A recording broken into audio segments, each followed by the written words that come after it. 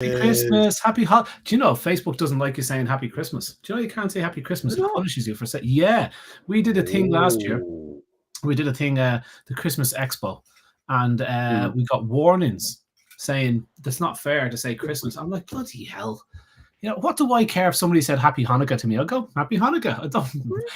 I poorly understand what that is, but I'm sure it's like a Jewish Christmas or Chinese New Year, as if I'm going to read that and go, oh, bloody Chinese New Year. That's not my Christmas holiday. It's not my thing. Yeah, it's not my thing. It reminds me of that Ricky Gervais joke, where somebody's walking through the town centre and they see someone's put up an ad for guitar lessons. And he's like, I don't want guitar lessons. It's like, then don't have guitar lessons, Anyway, sorry for bursting into that, but yes, happy Christmas. Only 4, 5, 6 days away. We're very, very close. I know. Are the kids excited? Kids are very excited. I am trying to get there, but kids are very, very excited. Have you trying to get there? Did you get your present yet for Ellie, Nick? Oh, I muted him. Oh, he's muted. Hang on. There we go. I'm muted. Yeah. He was messing about with his batteries. Cheers to you. Cheers to everybody. Cheers. Cheers to you, lads. Lovely. What are you drinking, Nick? It's a 22 Trentino. Ooh. That's a 2022, not a 1922. Unfortunately, I was just going to say 1922. Yeah, that's Napoleon. 1922, really valuable. It's about 8,000 a glass, but you guys are worth it. What can I say? Yeah. Listen, we have to spend this RPM money somehow, so you might as well wine £2,000 a glass. I think that's fair. I think they love it when you say that. So boys, are you very well? In the last show of 2023, I would suggest, I think we need a holiday for a couple of weeks, and we start on the 2nd of January. What do you say to that? Perfect. Yeah, we'll only miss one show. We've got a few videos. Yeah, we've got. we have videos ready, don't we? We've got a little video. We've got a little video treat for everyone out there for next week. Okay, for Boxing Day. So we'll give you a Boxing Day present. So there will be a little show, but it won't be us live. Okay. So it was the RPM live, but it won't be live. Yeah. It was live. Yeah. Was it live or live? Live, unlive. Yes. So cool. Okay, yeah, Diane is joining us. Diane, where are you from? Yeah. Sorry, we're late, Diane. Diane Costa. No, we're not. There's loads of people on Facebook. They're all saying hello. Oh, remember, it's on Facebook. I've got, of course, Michelle. She's here. Yeah, you set up means you don't get the Facebook comments anymore, which is a pity because I used to like watching them all come in the same place. Happy birthday to Caroline Shipsy. Oh, very good, Shipsy. Well done, Caroline. Happy Christmas or happy birthday, I meant to say. Very good. She did us a very good turn back in the day. So greetings, Caroline. And happy birthday. No, us, all three of us back in the day, without putting too fine a point on it. Lovely. That's good. I'd like to hear that. He can't do it without the sound. He's like... No, I'm doing this. You need to plug something into it, Nick, to pretend it's playing for your headphones. Turn it off. Yeah. I've just my tooth is much better. Not that you're asking. Nobody's asking me. The problem with having a hidden illness or hidden pain is that nobody can see it, so nobody gives a poo. Nobody asks you about it. Oh man! Look at that. I am decaying. So, which rough lad down Dublin did you get to knock that out for you? An extremely expensive periodontist. How you've risen in the world, my friend. Yeah. No longer we may be coming over to Canada later next year, so I think it'd be mad not to. Yes. Are we going to give that away at this stage? Shall we make some plans? You already have. We don't know what's happening yet. We haven't a clue. We don't know what's happening yet. Yeah. Let's not talk about the plans we haven't made. Okay, listen, I'm getting a bit hot and bothered here with you two here. So I'm going to just take your jumper off.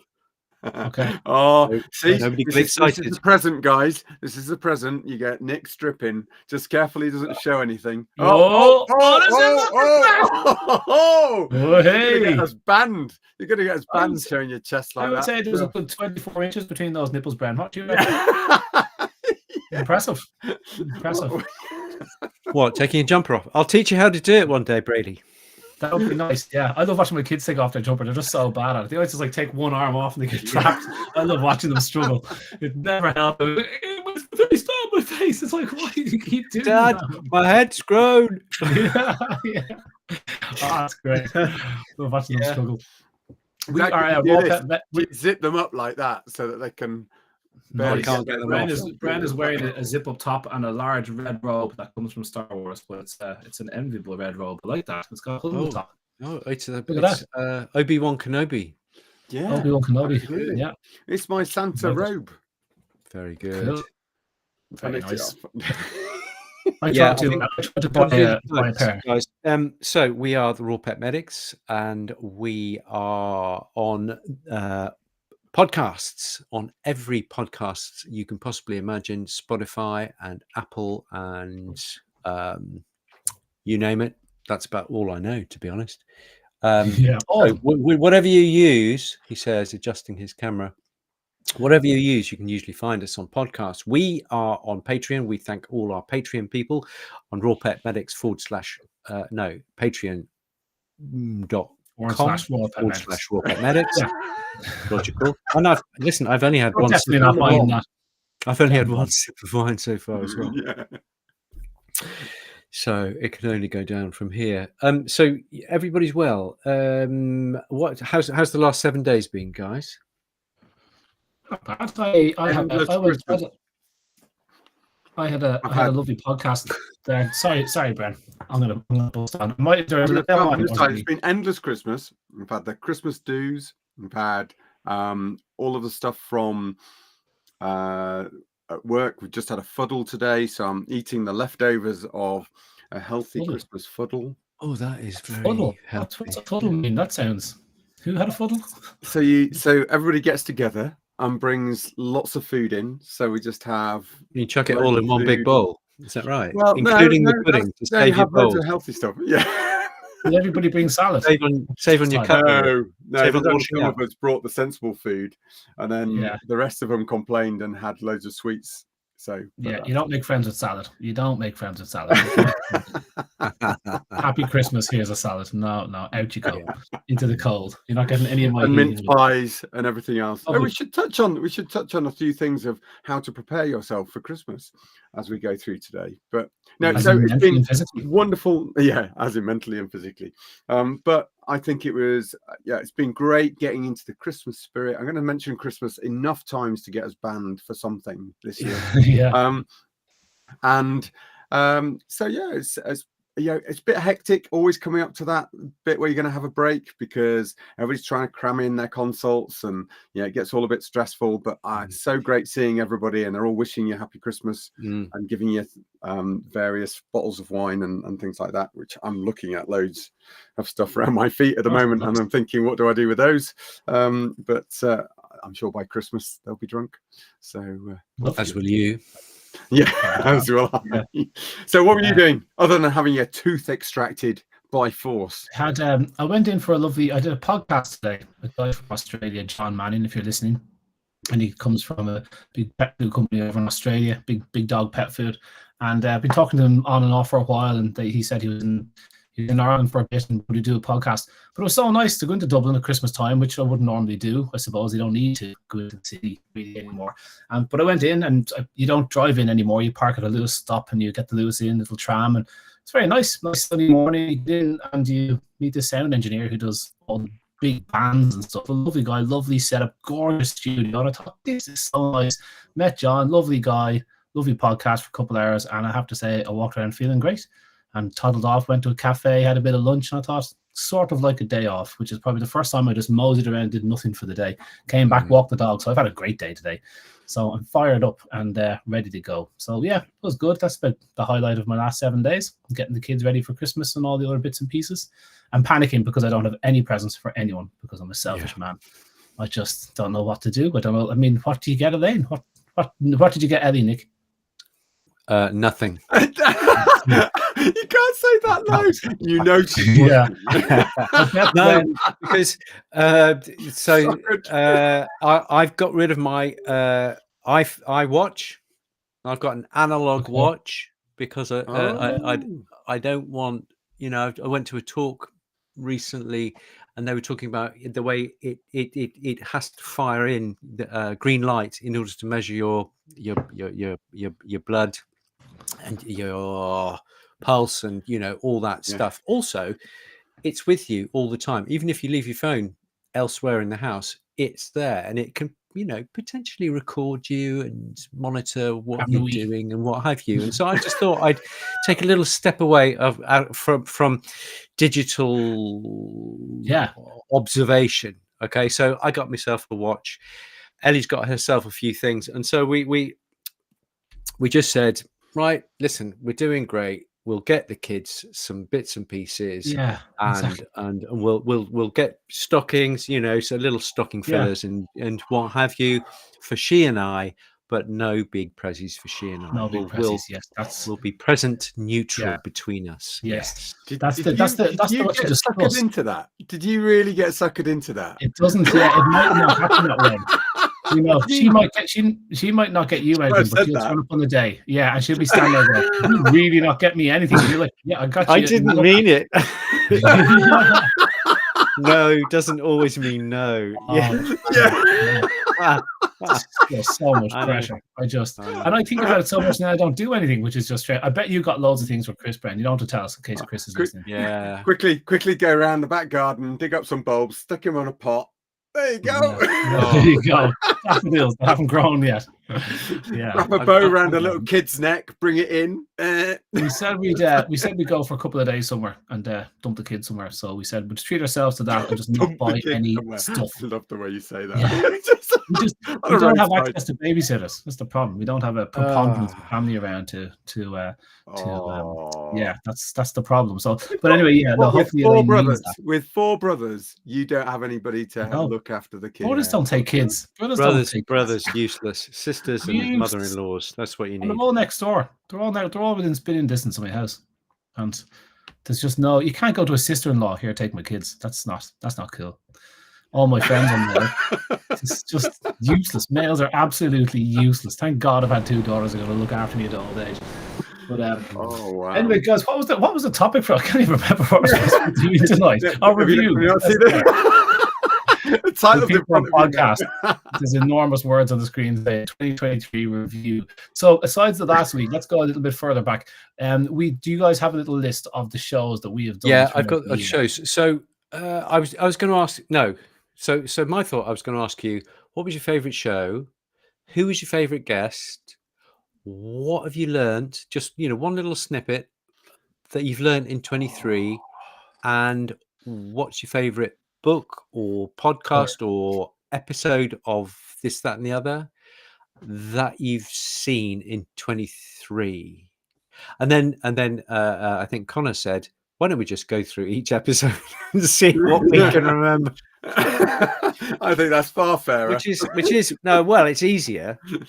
It's a bit more idiot proof, which is probably appropriate for this evening. But okay. So I've got the list here in front of me. Can you see it? Have you guys both got it? And then we can go through it together. Yeah. Okay. I have got it. I'm just trying to make sure my phone is off as I browse. I've got a big list there. I actually picked out a couple of bits. There was a number. I mean, we had straight out of the traps this year in 23. We had Judy Morgan. That was the very first thing we did. We had New Year's resolutions and wellness tips. That was the very first one, which is a good way to start the new year. We should probably do the same next year.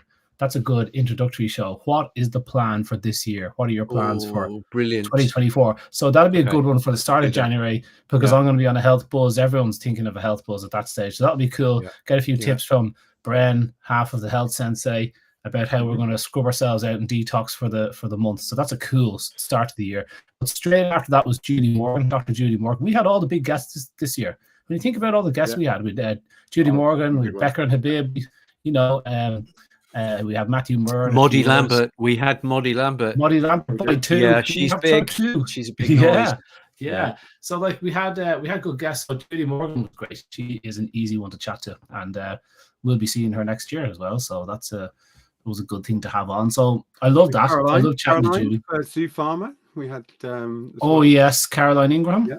Yeah. The zoo pharmacology thing, that's been a big part of my year, zoo pharmacology, because I'm now in all I get is the recurring skin and gut conditions. It's really all I'm not equipped to deal with most of the other stuff. So it's like, but that I'm good at.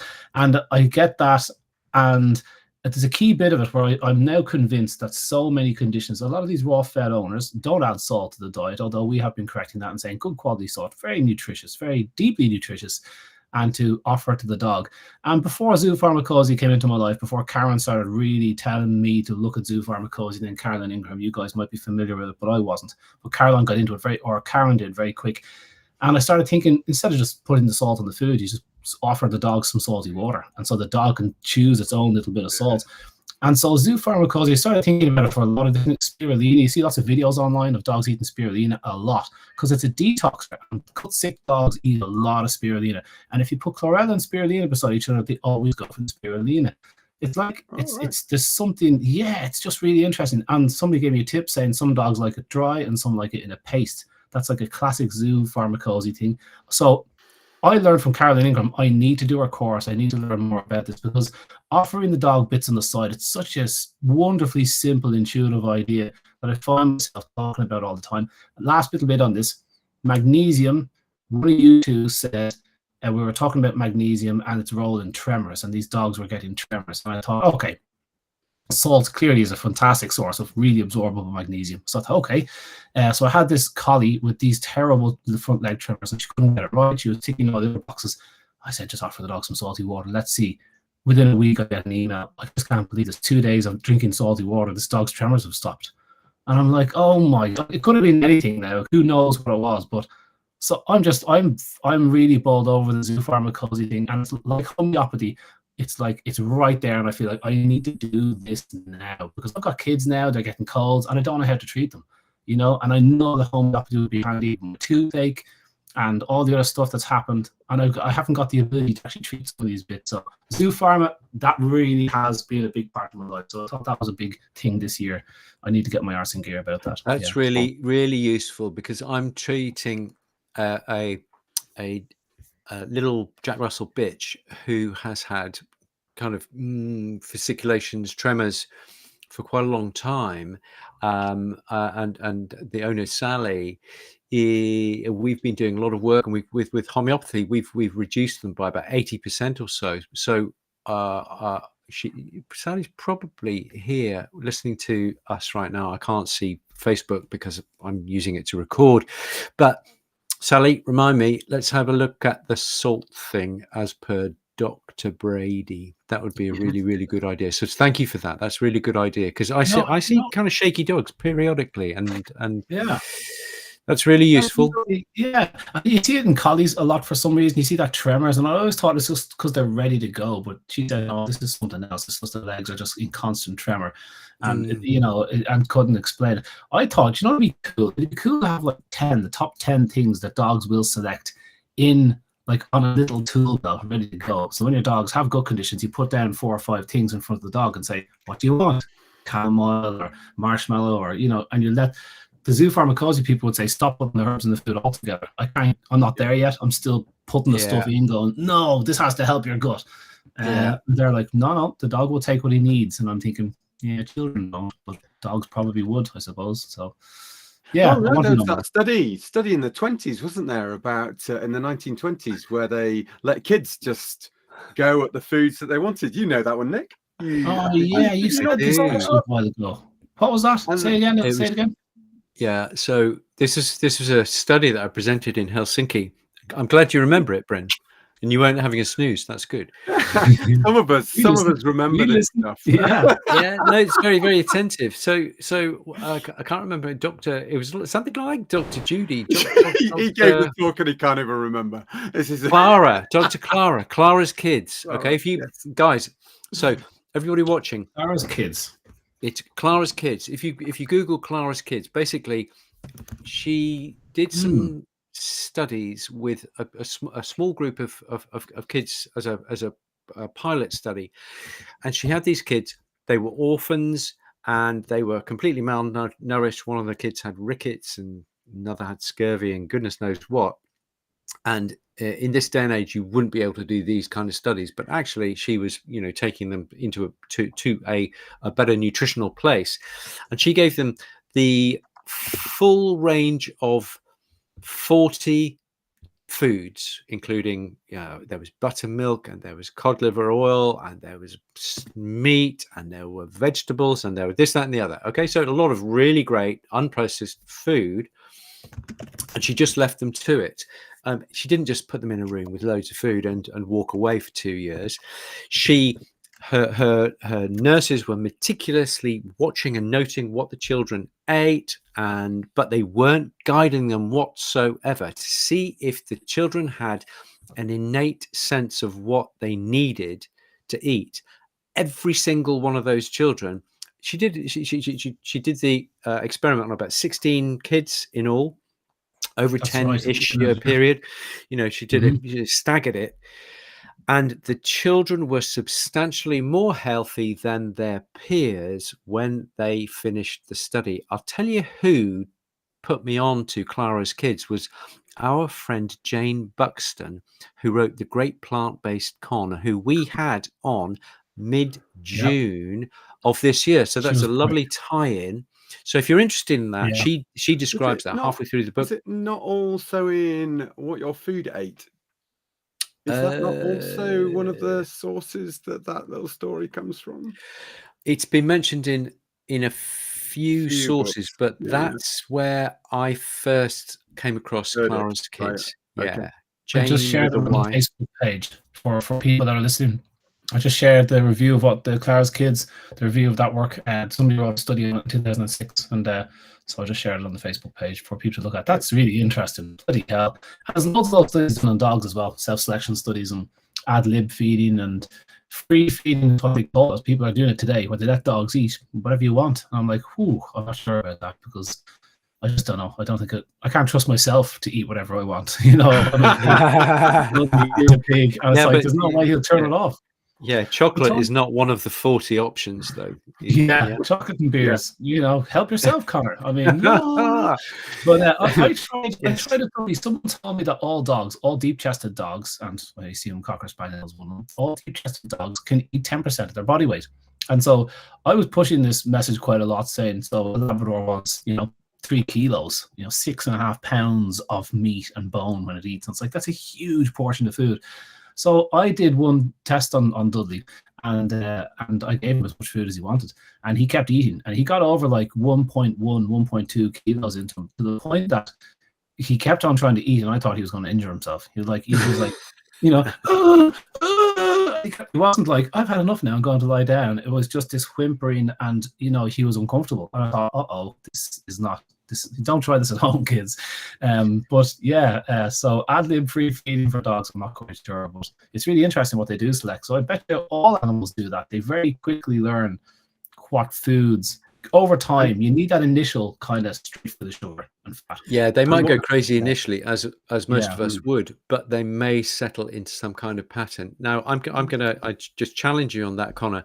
We've got deep-chested dogs. We've got Whippet Italian Greyhounds, and now we've got an absolute lunatic lurcher puppy. If anybody wants a lurcher puppy, Nick's gone.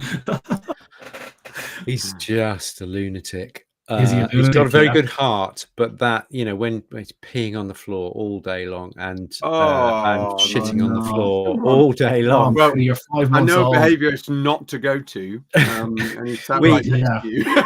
We take him out. We take him out for an hour and a half. Bring him home. He pees and poos on the floor. He's training to come out. How old is he now?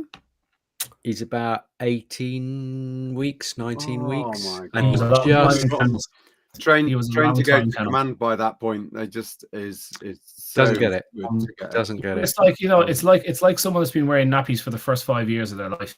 And it's like, okay, take your nappy off. And it's like, what? 5. Like forget about a baby spending a few months. Like if you are 5 months old, you are 5 years old in your head. The first year of a dog's life is 16, 18 years. They say like every year is 7 years, but actually in the first year of a dog's life, don't forget he matures very quickly, and then it's like, you know, so you forget that, you know, by the time he's 6 months old, he's 10 or 11 or 12. So if he has spent 5 of those 6 months confined or wherever he is, and he's been weaned on the floor, that's a very normal thing, you know, to do. And so that's a tricky one. It'll pass. All these things will pass, but it's a very frustrating after with a bit of work. Come on, with a bit of work.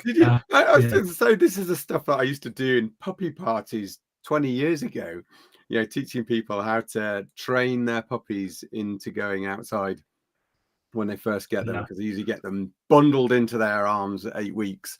Yeah, that's easy peasy. Like, that's one of the pains of their lives is peeing. Yeah, we got him at 16 weeks, so he had a fairly good go at pooing on the floor. Yeah. Hey, listen, so I have a tip for you about weaning on the floor. You absolutely need puppy owners. You need biological cleaning fluid. You have to get the smell of ammonia off your floor, because it smells like a latrine, and he'll want to wee in that same room again. So you have to use biological cleaning fluid, which is probiotic. Use the probiotic, like Ingenious. Use Ingenious probiotics, and use the biological floor cleaner from him, and it'll eat the nitrogen, it'll eat the ammonia, and then it'll hopefully less keen to do it. But you have to wall off the toilet areas. If it keeps going in the same spot, you have to wall off that area, scrub it down, because if you've got floorboards, it goes down the floorboards. And oh, it's tricky. Dudley still does it occasionally. He'll still do it when he's hairy. He's got long hair. I'm telling you. Advice off the man. The behaviourist. He still complains about his dog still peeing in the house. I stand there arguing with him. Like, I stand there at night time. You know, you're going to bed and you're just tired, and it's 12:30, it's 1 o'clock. You open the door, and Dudley's looking out at the rain, going, "Yeah, no, I don't think I'll go out." And I'm going, "If you need a wee, Dudley, you better go out." And he's looking at me, going, "I don't need a wee." It's like, okay. And and you come down in the morning, there's a wee on the floor. He's looking at you going, "Yeah, I did actually need a wee." I bet he had that wee straight away. He doesn't like having wet socks. So they're just giving him a hair trim there, so he's nice and cold for winter. But anyway, that's Dudley. So what else, Brian? What did you like off that list, Brian? Have you got the list, or do you want me to call you out? No, I've got the list. I mean, just going back to that was an eye opener. What we were saying about the kids and the pets eating those certain amounts that they needed, because it's brought me to a realization in a lot of consultations where you get dogs and cats that will eat something for so long and then suddenly stop. And there is a story in both, I think, the plant-based con and also in What Your Food Ate, about, you know, if you've got and ultra-processed foods, about if you've got a child that eats something over and over again, you know, for weeks, like they might eat cherry tomatoes, and then all of a sudden they'll stop and they'll go on to something else. And it was a bit of a, do you know what? Actually, this may explain why we've got some dogs and cats that will just eat one thing. You know, they'll eat a certain protein or a certain, you know, organ, or over and over again, they'll go for that supplement. And then all of a sudden it's like, I don't need that anymore. And they stop, and they'll stop eating the stuff. And I say to, you know, everybody's been putting it down to, oh, I've got a really fussy dog. Yeah. And actually, sometimes it isn't that they're really fussy. It's just that you're not offering the thing that they need. Yeah. And they need a little bit more selection, or you're mixing stuff into their food with all of these umpteen supplements.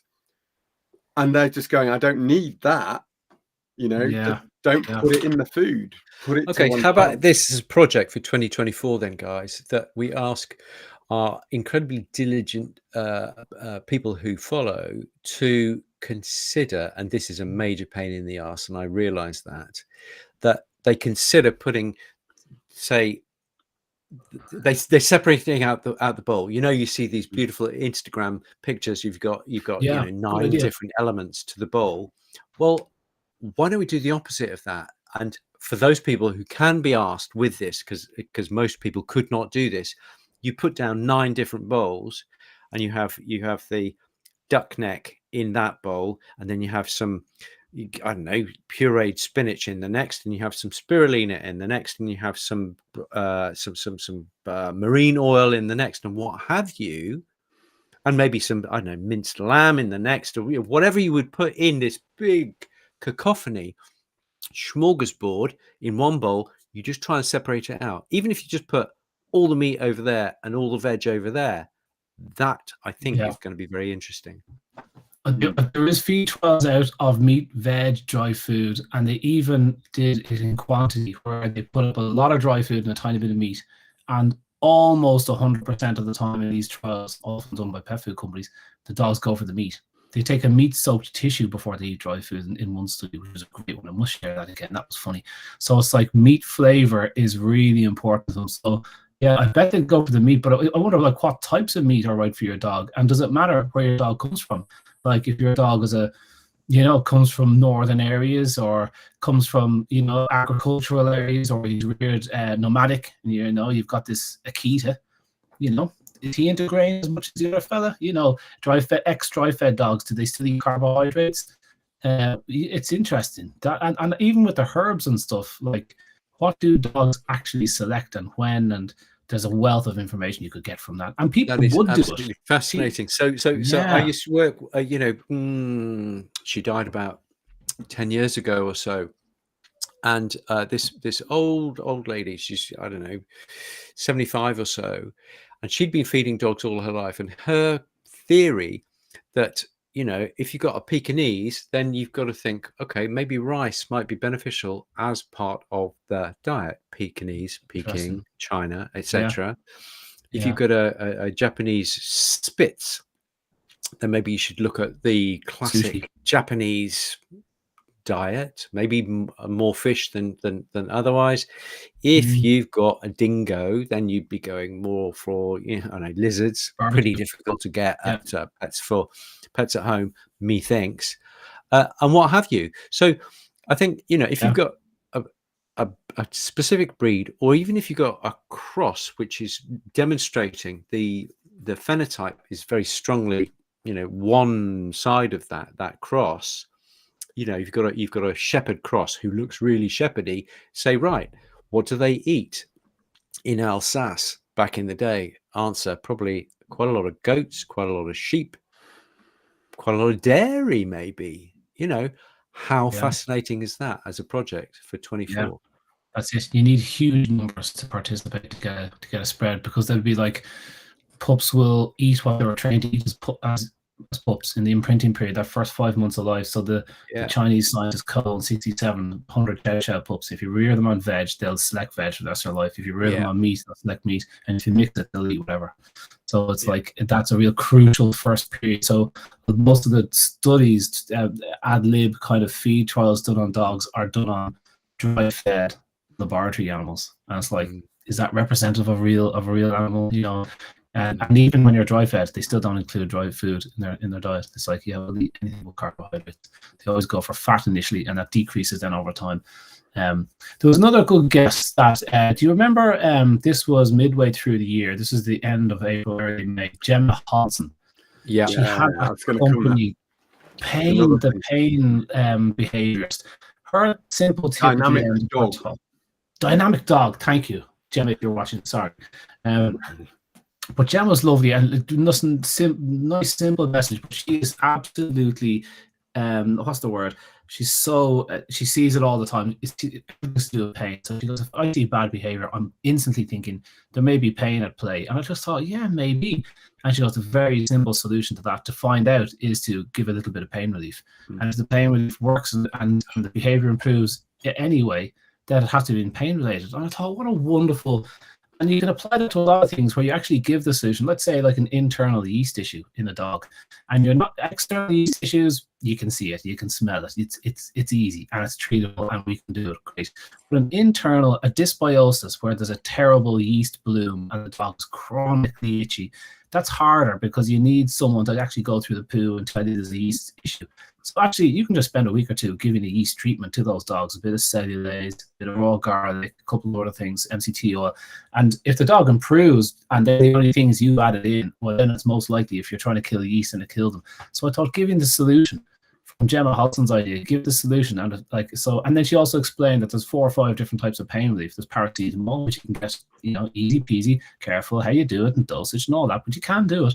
But she goes, that's just one type of pain relief. She goes, vets are experts at pain relief, and there's like 4 or 5 different. You've got neurological pain, bone pain, and all sorts of things. Bren, you look doubtful, as I said. The vets are experts at pain relief.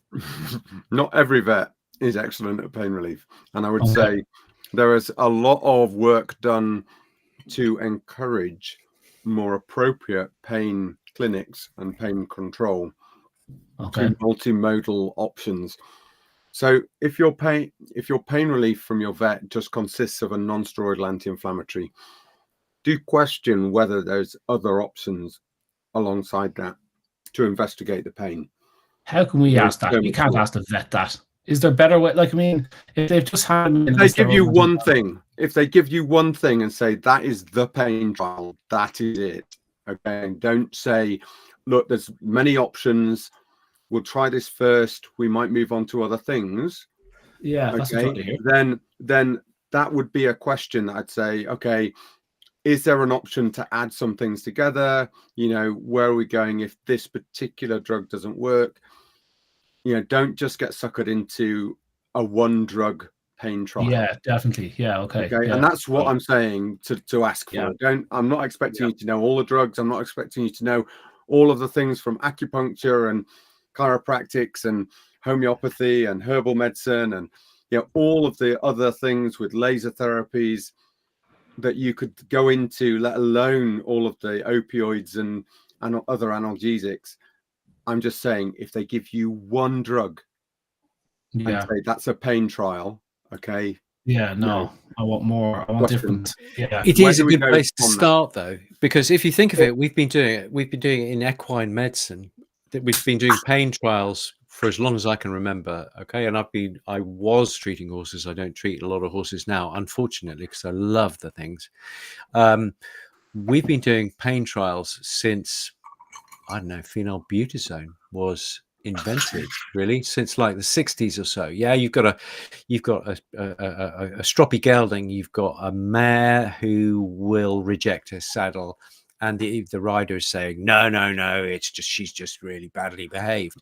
You say, well, why don't we do a pain trial to see if it is a behavioral thing or whether it's actually a pain thing? So, but pain relief in horses was very simple. It's much more advanced now, but you put them on bute for a week or two, and if the behavior improves, then you have pretty categorically demonstrated that pain is a large part of the disease process. Okay. So we've been doing it for how long? 60 years in horses, and we're only just getting on the thing. I've been doing it for probably the last 10-15 years in dogs, because my old mate John Bowen said 40% of behavior cases that he sees, and he sees a range of everything, 40% have a basis in pain. It could be musculoskeletal pain, can be gut pain, can be chronic pancreatitic pain, can be probably even headaches that we don't recognize very well as vets. Headaches. So, and how do you find out pain in a dog? Well, how do you find occult pain? Yeah, because if the dog is lame, you know it's in pain. If the dog can't climb stairs when it used to 2 weeks ago, then you know there must be pain. But if you've got a dog who just changes behavior, you think, crikey, is there pain or is there not? You can't just say, Mr. Jones, are you in pain, as the GP would? You have to do something else. So I think that kind of pain intervention, I'm not a fan of drugs, but this is one of many interventions where you can make a stunning difference. Yeah, you put them on for a week, 10 days, 2 weeks or so, long enough to really tell what's what. If there's no change, you can reassure the owner with an appropriate combination. If you're not quite sure, you move on to a second. You change the, you go from Galliprant to gabapentin to amantadine to whatever it might be, just to make sure that you can just truly rule it out. And I've seen so many cases where, oh my God, I didn't realize the dog was actually in that pain. So it's a way of having a conversation. Some really interesting. I've got 2 cases of that presented as pruritus, so really bad itching skin. Yeah. Okay. Wow. And actually, what it's come down to, you know, they've been on all of the things from steroids to giving Apoquel and all of those other drugs for itching. But that's what it's come down to, is that this has been down to impingement of nerves, and it's actually pins and needles itching. Wow. And as soon as we've given the appropriate pain controls and anti-inflammatories, that's what's got on top of it. And so you can have these dogs that are itching like crazy and driving the owners nuts, and they're looking for parasites that are doing everything that you could possibly think of. And actually, you know, it's come down to, you know, control of inflammation and pain. Okay, I'm going to give a big shout out to osteopaths and chiropractors. I think they're underused. Get somebody who you know to be experienced and very, very good. You're going to say, what's the difference between an osteopath and a chiropractor? Doesn't matter. If they're good and they're not whackers and crackers, but they're actually, you know, really manipulating and feeling what's happening with the case, they're worth their weight in gold. You know, I would say sorry. No, I just say to clients, if you had a bad back, would you go to your GP or would you go to the chiropractor or the osteopath? You know, go to a back specialist. I want someone that sees backs every single day. There's a guy that keeps popping up in my various feeds, and he's obviously a bone setter of some fashion. I'm not sure what, but he does cats and dogs, and you know, he can have some big dogs, and the dog's in a little bit of pain, and you can see his neck is sore, and the guy comes over and he's just petting him, and just all he hears no, the dog gets a shock, and then he's like, "Oh, Daddy," that's when the dog just softens straight away, and it's like, "Oh, nice one." It's written all over the dog's face that there was instant relief. The problem with the back bit is that if it's been there a long time, the bone's constantly trying to get back into that awkward position it was in, and it's like you have to, with humans anyway, you have to sign up. There's a guy down the road who's helping me after I had a bike crash, and he was saying, no, it's not a one-time thing, he said, or a two-time thing. You need to come at me. You need to come to me. You take out a 3-month thing with this guy, and you don't have to book in to see me. Even if I'm with somebody else, you just walk in, hop up in the bed, I'll know what your issue is, and out you go. And he goes, you got to keep doing it until the back eventually gives in and says, right, bloody hell, I'll stay this way then, because you've got muscles that are pulling it. The muscles have been trying to do you a favor, trying to keep your back straight, but the muscles have been compensating for an out-of-shape spine. So when you click that spine back in, this muscle's still trying to pull it back again. So he says it's a long old process, and I'm sure it could be combined with acupuncture and everything else that could work on the muscles and stuff that the bone guy doesn't know about. But it was interesting that I had to go to him not relentlessly, but a number of times before I felt I didn't need to go to him anymore. It wasn't just once. I wonder if it's the same with dogs. I'm sure it is. You know, all that pressure on the dog's back, all that weight, big belly hanging down. You know, how do those little backs last? Little dashings. Completely agree. And I think the best therapist is the therapist who will give you some kind of timeline. It's not, but you know, because there are some therapists who will say, right, come in 2 months for your next adjustment. Yeah, constantly for the rest of your life, and I'm not sure that's in many cases that's not the case. You know, if you're permanently out, then possibly, but I think that, you know, we're seeking to cure is returning somebody to a state of equilibrium where they don't need anything. They don't need a vet, they don't need a doctor, they don't need an osteopath, they don't need anything. It's just called very boring thing called life. And I think that's really important. We try and put ourselves out of business. That really is. What's the science behind my cheeks going red on gin? Why does gin make my cheeks go red? Does anybody know? It's dilation of vasculature, is it not? Yeah, it doesn't happen with all alcohol though. Only gin. So I would say that's a zoopharmacognosy thing. Also, it may be in the tonic that's going rather than necessarily the interesting. Maybe the tonic is giving you a bit of a I'm going to have to experiment with a number of gins and a number of tonics. Every spirit I can lay my hands on. Does it happen with whiskey for you? Well, see, I only drink one type of whiskey. Unfortunately, I don't drink whiskey, and I miss it, and I've never had it. But within the whiskey, because Nick Yeah, put me on. Yeah, you've got to try at least a dozen whiskies in order to make sure that it's just not can't drink one the right particular one. soil. You know, Isla might be different from Glenmorangie, different from Glenfiddich.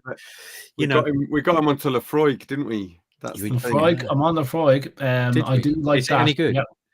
Yeah, I love it. I get a decent bottle. I go up to the north of Ireland, across the border, dodge the tax, and you get a much cheaper bottle of Lefroy. So everyone goes to Newry. We all go to in the Republic of Ireland. If there's some sort of tax loophole, Newry does well.